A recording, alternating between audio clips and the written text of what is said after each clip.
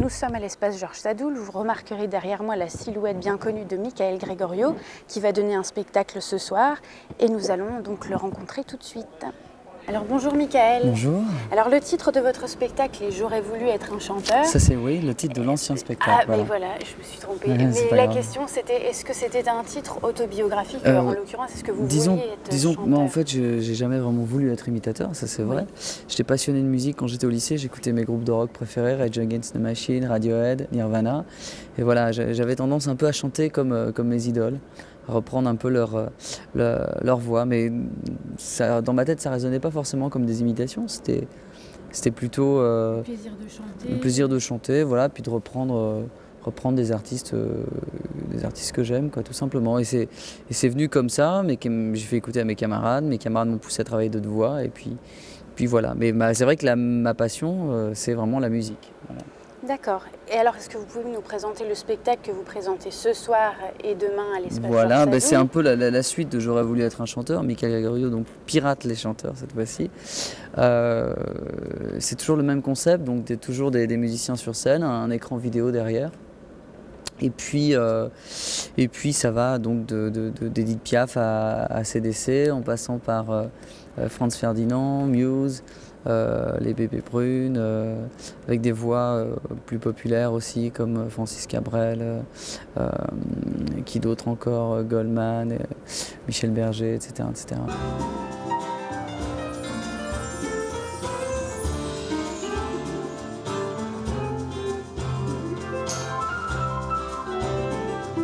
Est-ce que ce sont forcément des artistes que vous appréciez vous-même? Pas forcément, enfin j'ai au moins un minimum de respect, ça c'est quand même normal, mais après ça veut pas dire que c'est assez différent de ce que j'écoute comme musique, oui, ça c'est sûr. Ouais. Vous jouez beaucoup en ce moment, est-ce qu'il y a un vrai travail de la voix autour de Le vos travail spectacles? c'est le repos, voilà. D'accord. Le travail en tournée c'est plutôt le repos, parce que la voix travaille tous les soirs en fait.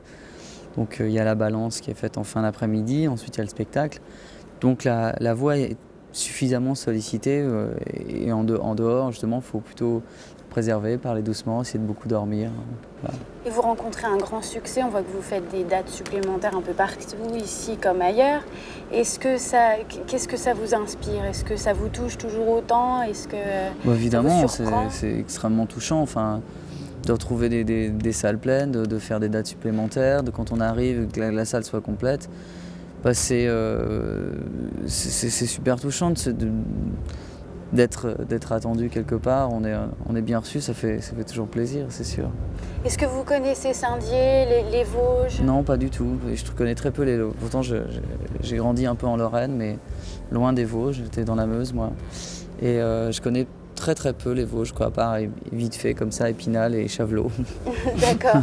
Vos projets après ce spectacle, je suppose qu'il y a encore pas mal de dates qui arrivent, et ensuite vous avez déjà d'autres projets? Déjà la tournée qui vient à peine de commencer avec ce spectacle, c'est un spectacle qui est tout frais, il a à peine un mois et demi. On a commencé le 16 décembre au Bataclan, on a fait 2 semaines à Paris, et donc là il est parti depuis janvier en tournée, donc c'est vrai que c'est encore très frais, il y a des dates jusqu'en 2011, donc ça laisse le temps de voir venir.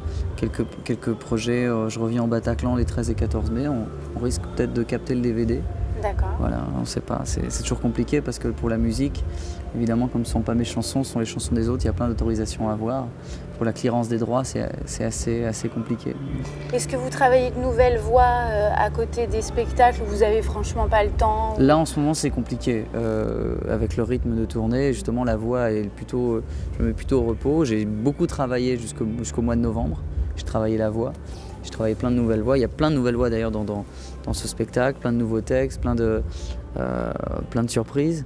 Et là, pour le coup, je suis encore un peu dans la phase de création artistique, pas vocale, mais plutôt dans la mise en place de nouveaux numéros. Mais la voix, en ce moment, c'est plutôt du repos qu'il me faut. Voilà.